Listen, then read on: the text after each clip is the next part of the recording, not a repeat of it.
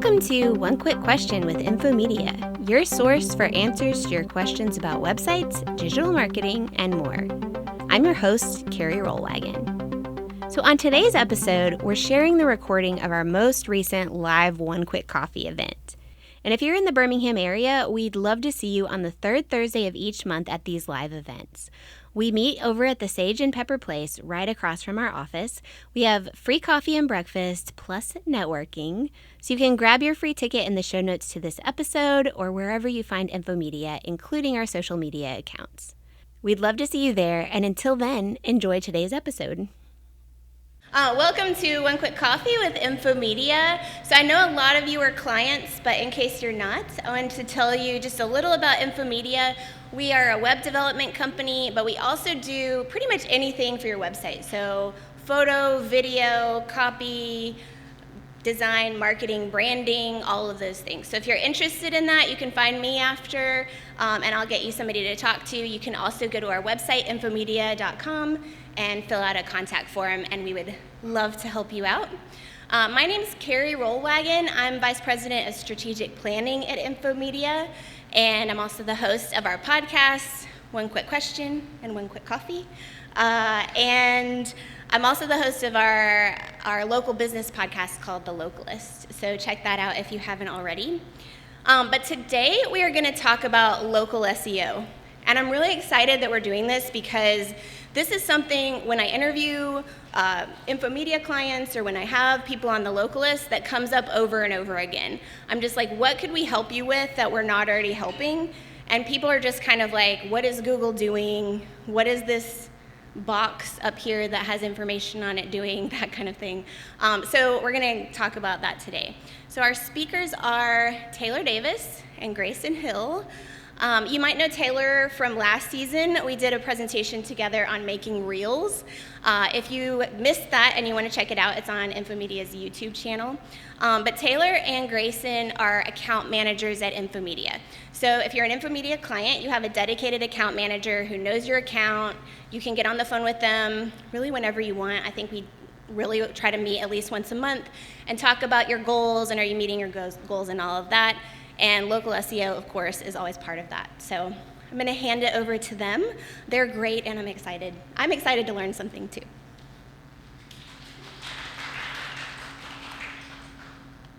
Hello, everybody. Like Carrie said, I'm Grayson. To my clients, hello, nice to see you again.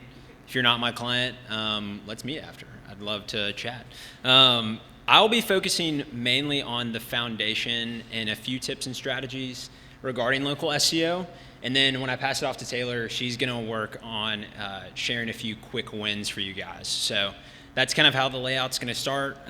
With that, we want to talk about the foundation first. So let's quickly define what local SEO is. So for those that don't know, local search engine optimization is the process of optimizing your online presence so that your business shows up on the local search results, so that on Google and other search engines.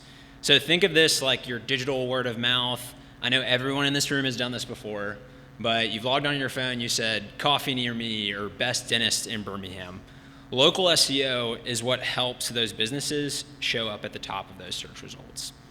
So you'll most likely hear a few words throughout this presentation, so I just want to address them first. So if you don't get anything out of this presentation, you can hear this next sentence.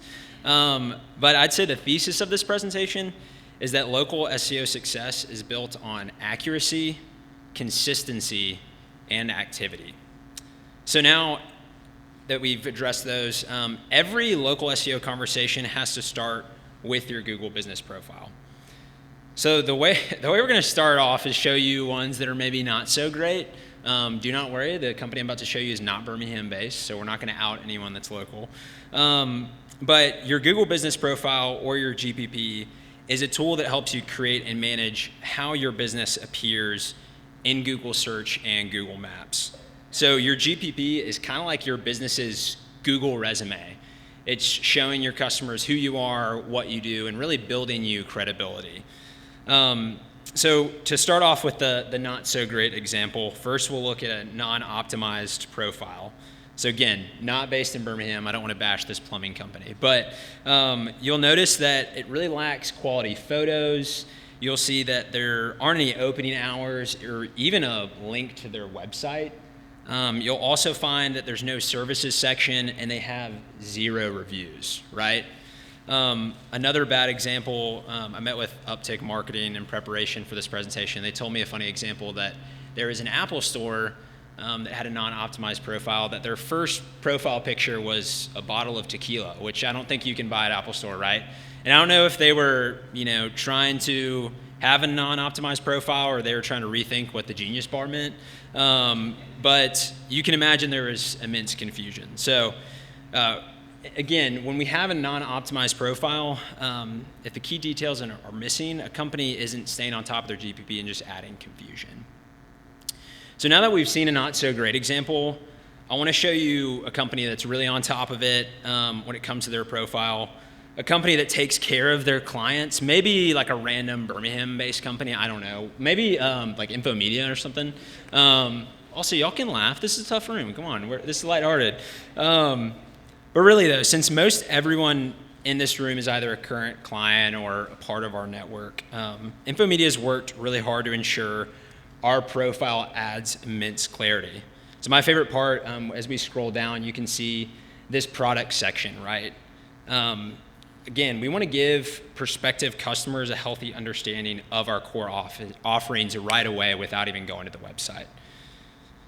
Anyways, enough about us. Reviews are important as well. Taylor's actually going to go over that section. But let's talk about you and your GPP. So here are a few quick things that are important. And again, we'll talk about the application in a second, but just to dive deeper, what you're gonna wanna do is display key information. So again, think of this as the low-hanging fruit. Potential customers need these details, obviously, to come interact with you and your business. Again, you're also gonna wanna post updates and photos. So this helps you highlight maybe a different product or a new promotion or events. Some clients might even have a video of their location to give you a better look and feel of who you truly are. Next, you want to collect and respond to reviews. Again, we'll go into detail on that. We can find reviews, again, build credibility and trust with your customers. And then lastly, showing up in local search results. So especially in the local pack on Google Maps, so the 3 businesses that are highlighted when searching, an optimized profile helps increase your odds of being more visible. So done well, local SEO drives more foot traffic, phone calls, website visits, all from the people who are ready to buy right then and there. So with that, let's talk a little bit about a few trends as well before we get started in the application. Some of y'all might have experienced this already. We're finding that another key detail to this conversation is Google's diversity update. So they've been rolling out an algorithm tweak designed to diversify search results. And Google's local focus is only growing as more people are searching on their smartphones. So before this update, it was common for one business to dominate that local pack and the organic listings for that same search. So now Google's gonna limit that. If your URL shows in the local pack, it might not appear in the organic results and vice versa. So for smaller business, this is huge. And again, a really great opportunity to get ahead of competitors. So before we get into more tips, I wanted to cover 2 strategies regarding this update. So number 1, consider linking your GPP to a different landing page. This will help you distribute visibility across multiple locations. And then 2, optimize multiple location specific landing pages with relevant keywords and content to increase your chances of showing separately from the local pack in organic search. Again, the key takeaway should be to spread your optimization efforts and keep your GPP active to benefit this new update. The other trend I wanted to cover was something that's really important, which is consumer behavior. And I was really shocked by these numbers when researching, but local SEO matters because not only is a user or your potential customer looking for a specific product or service, but again, they're looking for credible experts. So you can see these stats real quick. The first one honestly blew my mind. Nearly 95% of consumers read online reviews before making a purchase. Next, 81% of people check Google reviews before visiting a business. And then lastly, nearly half of all Google searches are looking for local information. So your GBP is arguably the second most important online presence behind your website. So we must take the proper steps to keep it accurate. So despite what industry you're in, we can all agree that accuracy, it builds trust, and then trust helps us generate revenue, obviously the lifeblood of any business. So now let's get into some application tips. I just have a few before I hand it over to Taylor. But one is you need a local listing for every location. So if your business has multiple locations, even if it's just 2, each location needs its own local listing, so its own Google business profile. So here are a quick few reasons why, and I'll outline a few examples as well. Number 1, local search is location specific. So let's go back to those examples in the beginning. If someone's downtown and they're searching for coffee near me, Google won't show them a shop across town in Hoover, right? It's using location data that's routing people to the closest option. So if you only have one listing for multiple locations, you're leaving visibility and customers on the table. So you want one for each location. Again, 2 is boosting map pack rankings. So Google's map pack pulls information from local listings. So again, having multiple optimized profiles increases your chance of being visible on the map pack. 3, support reviews and local reputation. So reviews are actually tied to individual locations. So listing for each one allows you to build a really strong reputation in that market, but then also respond and give feedback in a real personalized way. And then lastly, improves SEO signals and tracking. So each listing helps build citations, backlinks, a geo-specific SEO signal, and again, this all allows you to track performance by each location.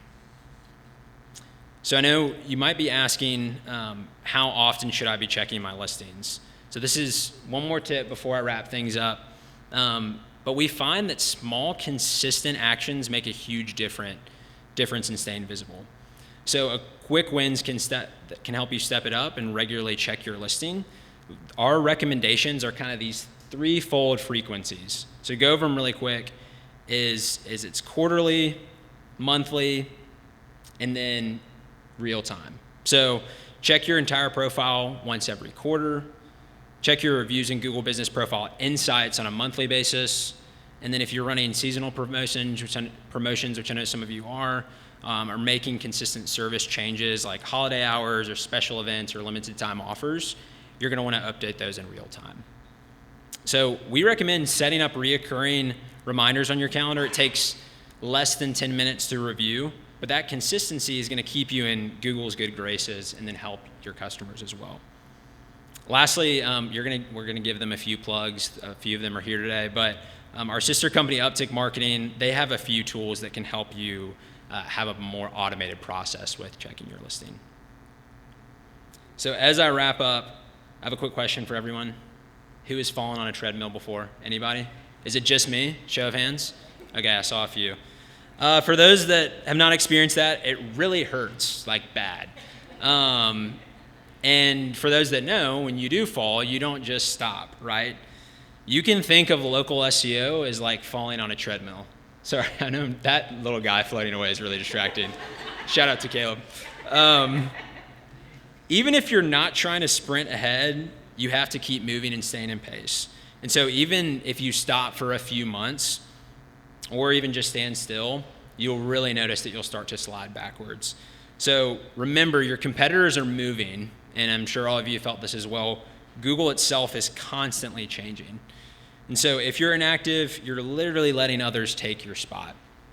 So the only way to keep your footing and ideally move ahead is to take those quick win steps consistently. So speaking of taking those steps, I'll invite Taylor to get into some more practical applications for today's topic. But thank you all again.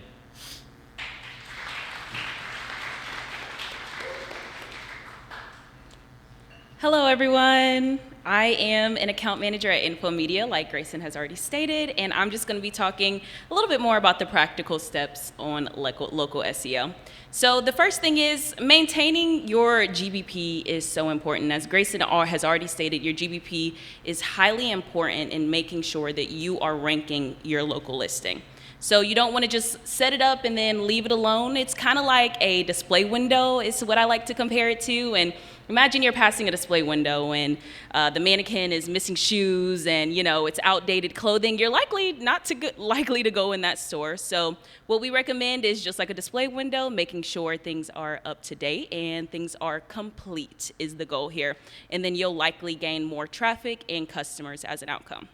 So what I like to recommend is 3 pillars towards SEO to keep a strong GBP. And that first one is claiming and verifying your profile. The second one is making posts and updates as well. And then the last one is making sure that you are responding to reviews from your customers. So I'm just going to go in a little bit more detail about each of those things so that you can understand the practical steps behind them.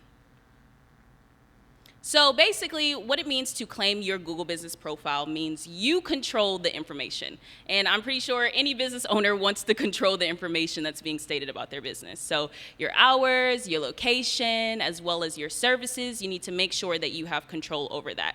Now, the thing that can come up if you don't claim your profile is people can actually claim your profile for you. And they can post false information, which could cause a customer to show up at your location at the wrong time or at the wrong address. Your competitors, I don't know, they can also take control of that as well. And then something else happens is if you don't claim your profile, Google is actually likely to take it down as well. So that brings up another issue. A completed profile actually gets 7 times more clicks than an uncompleted profile. So you're just increasing your chances of being seen overall. So in order to claim your profile, it's actually a fairly simple process, but you can run into complications. But the first thing would be to go to google.com/business. You can search your business, and then it actually forwards you over to some forms, and then it puts you through a verification process. Now that process, once again, it can get complicated, and we have people like our sister company, Uptick Marketing, who can help you get that verification done. But what they do is they send you a postcard. Sometimes they send you an email. Sometimes they have you call a number or they call you as well, and they put you through that verification process. And likely if you're a new business, they are going to ask you for a video verification in which you can show your signage or your workspace in order to be verified. So the next pillar is posting updates. And this is kind of a fun thing, posting updates. I mean, I'm sure a lot of us have social media. So you can kind of treat your GBP like a mini social media profile. Don't post as much as you probably do on Facebook, but you can come a little close. But I would say maybe once a week would be an appropriate frequency to be making posts. And this just builds your credibility, and posting regular updates allows you to show that you have an active business and you're not just on standby waiting for people to show up. And then you also want to make sure your location and your information, your hours, all of those things are incredibly accurate when you're making your posts as well, just so you can have some cohesion and Google sees that you are consistent in the things you're saying, and you're not posting about one thing this day and then having something else in your GBP the next. And then this also opens the opportunity for you to post about events, promotions, or things you have going on. So for example, if you are a boutique, you can post about a sale that you're having or a promotion that you're running. So a couple of things make up a good post. And once again, I'm just going to parallel it to social media. You want to have clear imagery. That is the first thing that I recommend. And then you also want to have short, readable text. So likely people are not coming to your GBP to read a novel. They want the information quick. So that's how you want to get it to them. And I also recommend putting in keywords as well into your posts. And this just allows Google to connect you to local searches. And those keywords can actually help connect the dots for Google. And then also you can have some citations on things like Yelp or any directories as well that can help draw those parallels as well. And then once again, Uptick Marketing does specialize in these sorts of things. So if you're ever interested in having someone make those posts for you and saving the time in making those posts, they are able to do that. One thing that's highly important is your business category as well, which is essentially what industry are you in. So making sure that that's labeled on your Google business profile so it can connect you to the proper searches as well. And then lastly, adding a call to action. So this call to action is basically a call now, a book now, or a visit now that you can put at the bottom of your post as well. And that just tells people, okay, you've come to my GBP and here's what you can do next. So that benefits you in the end. Okay, the next pillar of a good Google business profile is responding to reviews. And this is not just applicable to the positive reviews, this also means the negative reviews as well. And obviously those are never fun, but they're really important to respond to. So when you're responding to reviews, you can get those reviews by a couple of things. You can send out a follow-up email after a meeting, and that person can click a link in your email and they can respond to a review. You can also set up your CRM to send a link to the reviews as well, or you can, if you have a receipt system, you can put them at the bottom of that receipt. So the reviews actually benefit you in the end because people get to see a little bit about how you interact with your customers. So if it's a positive review, you can mirror their compliment. If they say, man, this is a great business, I love going here, you can say, thank you so much for calling us a great business. We are. And then you can say, thank you. We look forward to future service with you. We look forward to serving you in the future. And then to that negative review, I have a couple of recommendations.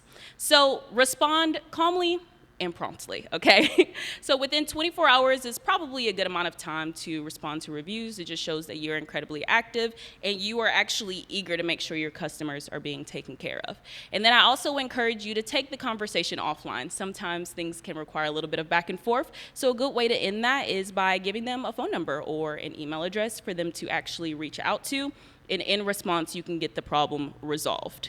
And then also just remember that a negative review is something that allows opportunity for growth. So if you ever feel like it may bring up something that you may need to improve in your business, it's good to look at those negative reviews as feedback as well. And then another thing is you can actually flag fake reviews as inappropriate. So those do happen, believe it or not, and you can just tell Google, this is not real. And Google will not take it down immediately, but it will review it and decide if it's real or not for you. So that's the outcome of that. And then next, another pillar, which is not a part of my main pillars, but these are additions to building a good Google business profile. And that is name, address, and phone number. So this is drawing cohesion between your Google business profile and your website. So when I say address, I mean if your Google business profile says 123 Main Street and your website says 123 Main Street spelled out, it may not draw that parallel between the businesses and not realize that those are the exact same business. So making sure things like that are cohesive between the two, as well as your business name and your phone number being in the same format. It's important to make sure that these are tied together so that when Google scans your Google business profile as well as your website, it's seeing the same exact things. Now, I don't believe that you have to have a bunch of pressure on this. It's just an important thing to keep in mind. Next is having locations pages on your website. So this is great because if you have multiple locations, you can have dedicated pages for people to go to. So for each Google business profile, you can have a specified location page. So if you have multiple locations, you will need more than one GBP. And these locations pages can give the user a little bit of information. So for example, the unique name or unique description of the business. Likely your business has a unique phone number if it's a different location, as well as the unique address. And this just allows people to know, hey, when I show up to this specific location, I know what I'm getting and I know where I'm headed as well. And you can also reinforce things like a map or photos on these pages as well, so people can see the outside of the location and have a little bit more understanding about where they're headed. And here is a great example of a company that has multiple locations and how they kind of laid it out with maps and additional information. Okay, so you can't improve what you're not tracking. So an important thing to do is you're managing your Google business profile, you're setting it up, but are you looking at the data? Are you looking to see what's working for you and what's not working for you? So a couple of ways to do that is, first of all, through Google Insights, which is actually through your Google business profile. You can click Google Insights and it'll tell you a little bit more about who's coming to your Google business profile.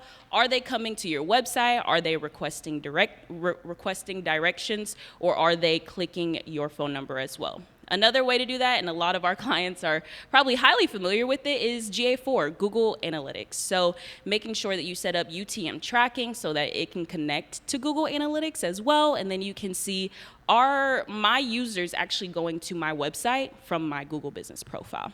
And then lastly, there is Bright Local as an option, so you can see kind of like the hot spots about where people within the city are visiting your Google business profile. So it's important to know that, once again, it's okay to ask for help.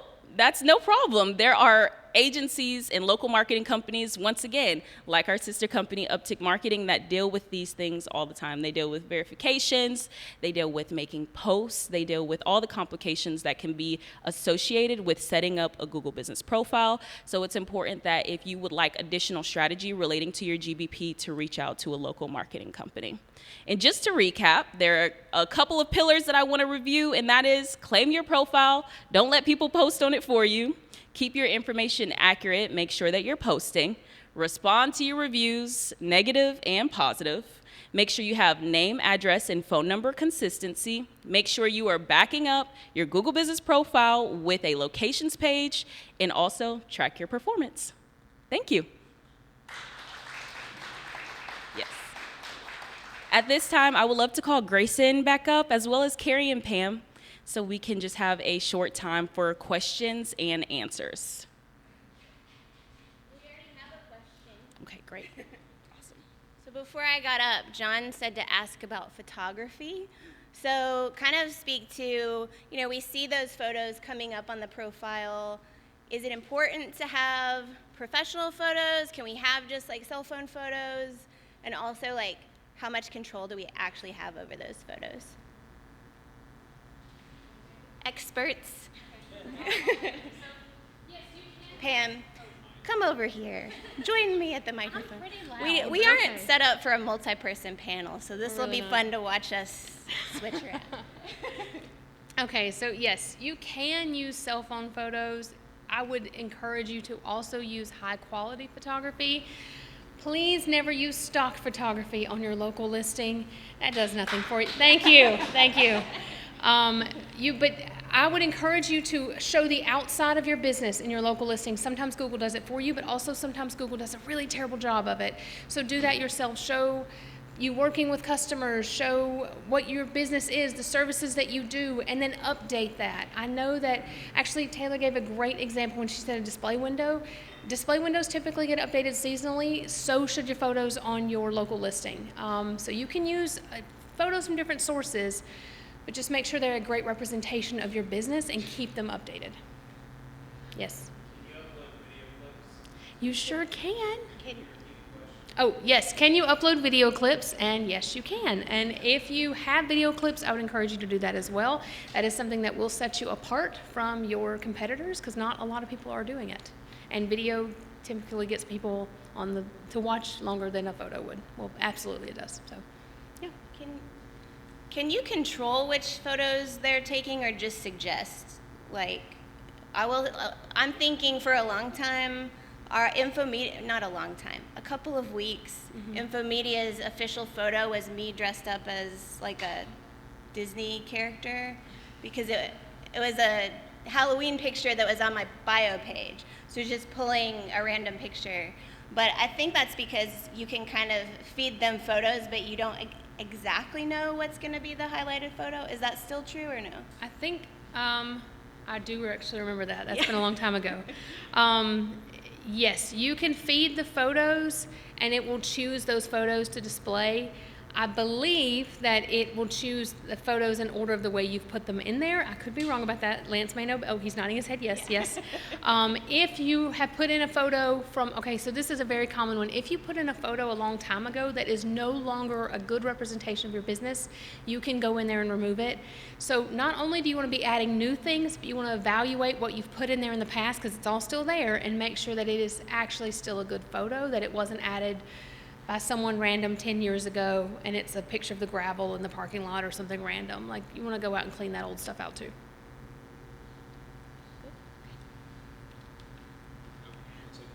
Chris?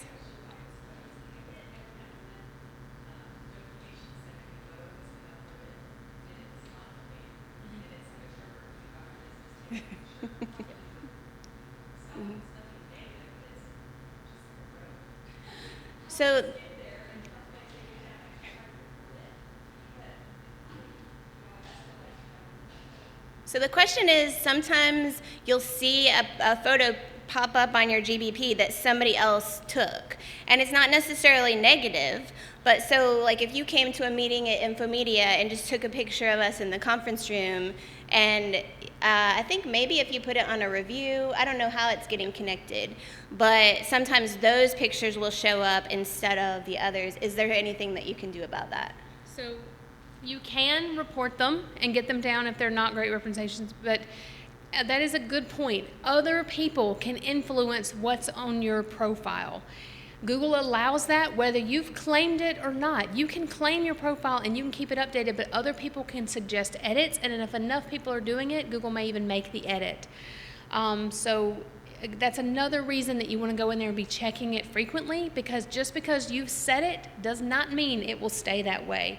If your business closes one day, like a coffee shop, this happened to a client of mine recently.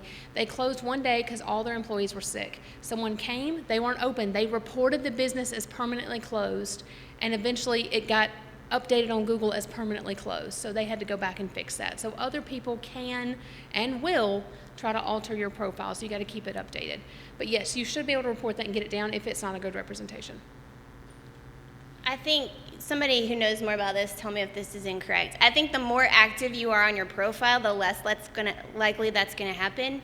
If you haven't touched your profile in 6 months and they get 2 reports that you're closed, they're going to be way more likely to shut that down than if you're active on it consistently and they're thinking, okay, this is probably wrong because they were just on here yesterday and they didn't say they were closed. Yeah. So being active can't completely prevent that, but it can make it a lot less likely.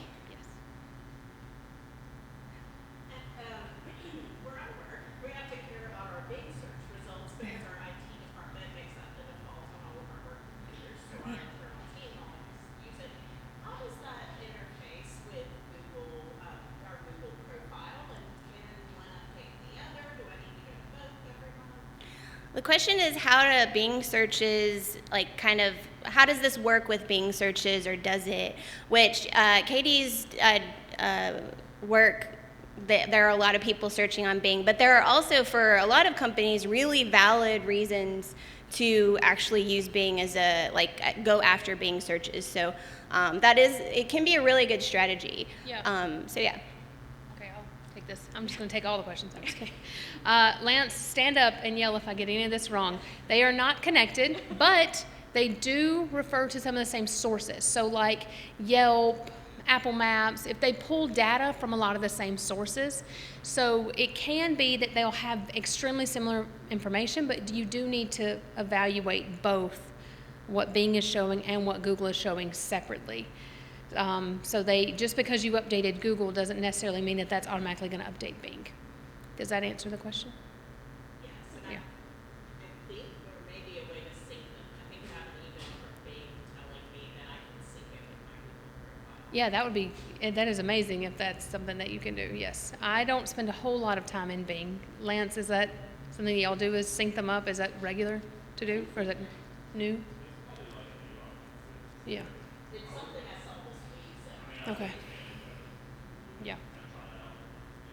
Yeah.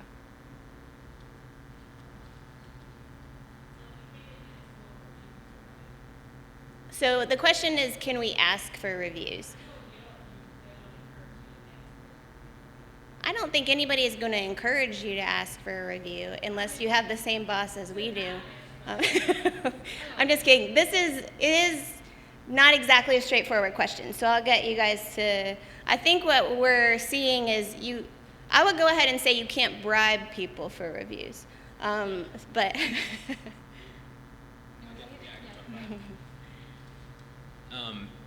I can just answer this from firsthand experience, but a lot of times we do not berate our clients for reviews. Some of you might have experienced me asking for a review, but a lot of the times when we've built a really strong connection with the client and we feel that it's mutually beneficial, that we're both really proud of the work and the projects that we focused on, then I would say like, hey, this is super helpful for our business to build credibility, all the reasons we talked about.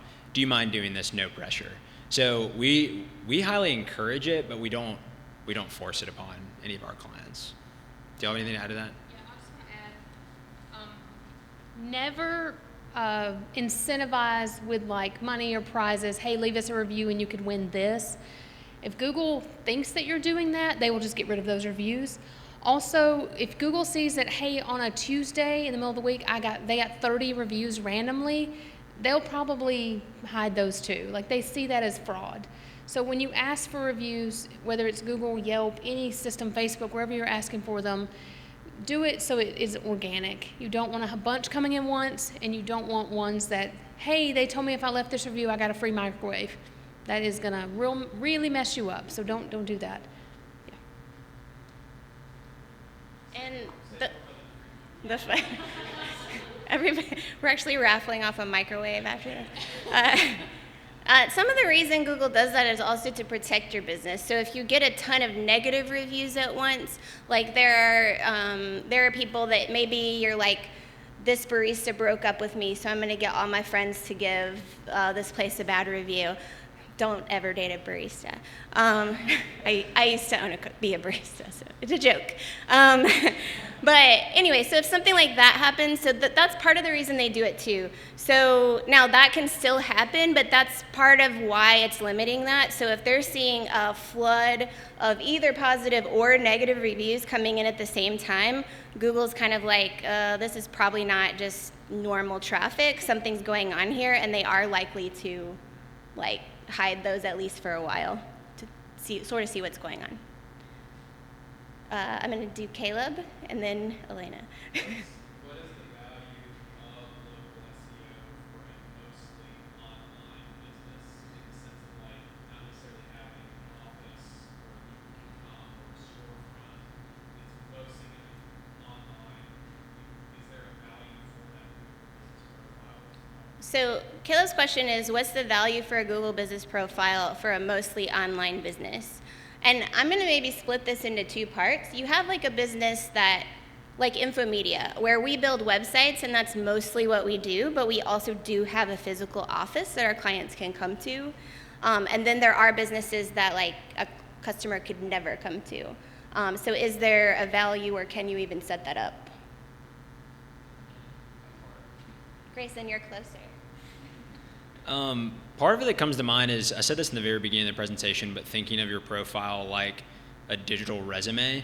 And to your point, Carrie, about Infomedia, you notice like we've really put a lot of thought into that product section. And so for us, like I think where our profile really shines is both the products and reviews. The fact that you could land on the profile and see exactly what we do pretty quickly without going to the website, I think is valuable to any business really. But then again, also, thinking of it as a resume, those reviews are kind of like references. And so if I'm a potential customer, I'm obviously wanting to work with, especially a business if they're not down the road, knowing that they serve a lot of customers and their customers are proud of what they do. Do you have anything to add to that? Grayson, correct me if I'm wrong on your stat, but I believe it was 99% of people look at a Google business profile prior to making a purchase. Was 99? 95. Okay, close enough. Yes. So just people are looking at your reviews, people are looking at your pictures prior to making a purchase. So it almost, obviously we focus on Instagram and we focus on social media for our advertisement, but it does serve as advertisement as well. I also want to point out that this shuffle is also what you get as an Infomedia client. Because if you call us, we are going to walk across the hall and be like, what do you think about this? And then, so you're actually getting the benefit of everybody up here, except for me. I don't talk to them. Elena, just kidding.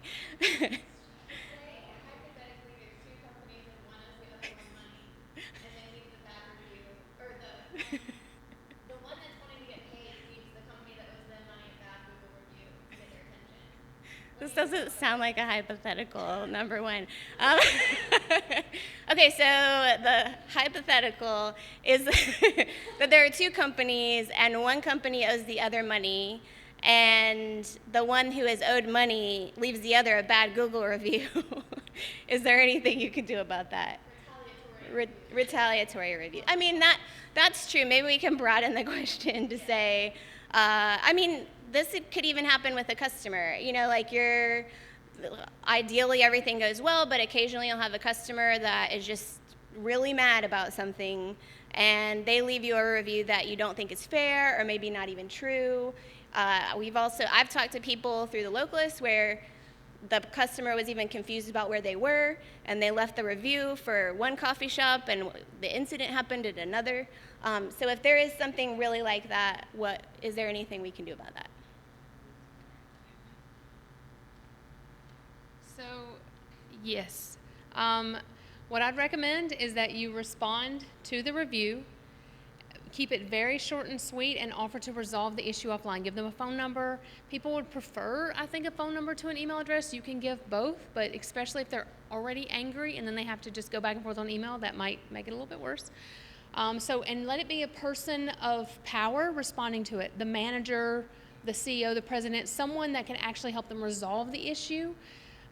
Or it could be the marketing person responding to it, but then the number you give is to someone that can help actually resolve it. And then after you successfully resolve whatever the issue is that caused them to do the negative review, you can ask them to edit their review.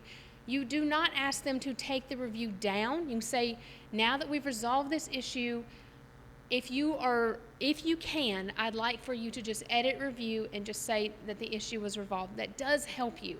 If you ask them to take it down, they're not likely to do so, but if you ask them to edit and the issue's resolved, they might do that, and that does help.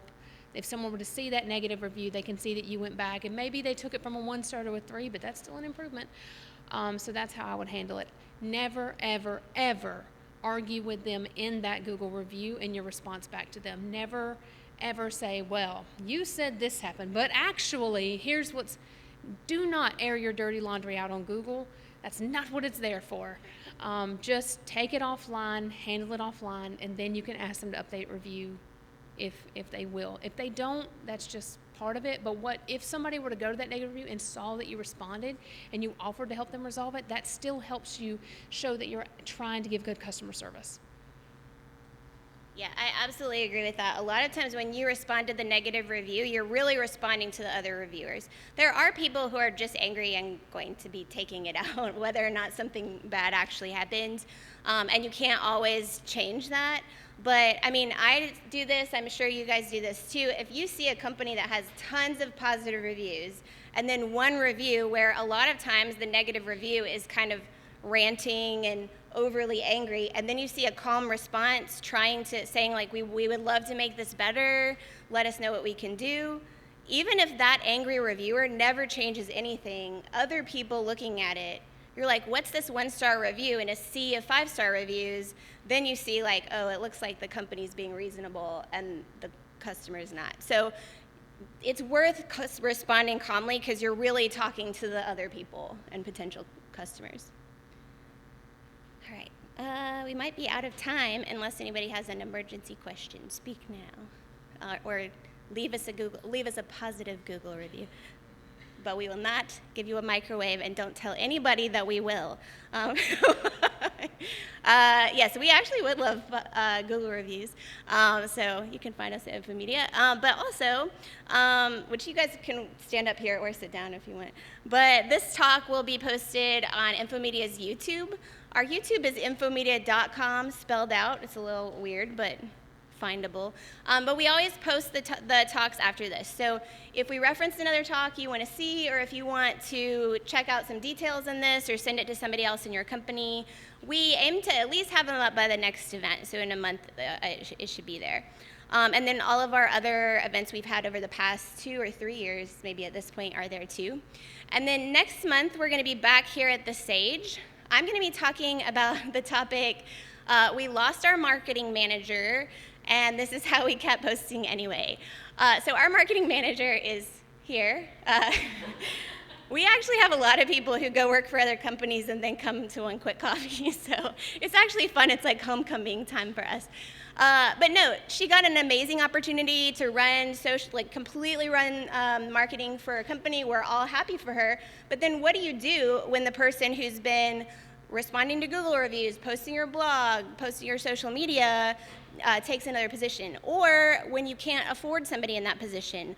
Or even when you're getting a freelancer or a company like Uptick to do it for you, what are some of those things to make sure you can continue to post, not have a gap, and have a lot of consistency? So I'm going to be speaking. I think it'll be fun. We did clear this with Elena before she left, so we're not roasting her. So I hope you'll see. I hope to see you there. I think it's September 29th, but we'll send out emails and stuff like that.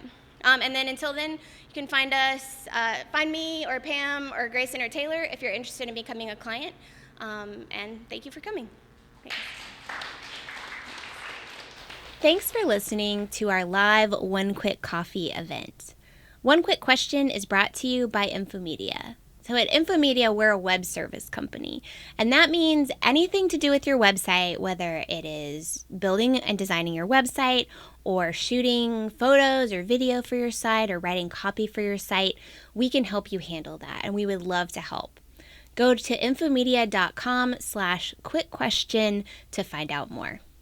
One Quick Question is developed and hosted by me, Carrie Rollwagen. Our theme music is written and performed by Brad Davis, and our sound engineer is Paul Bryant, who's in the studio with me today. So I'll leave you with this thought. A real expert helps to clarify, not confuse. So don't take website advice from someone who can't give you a straight answer.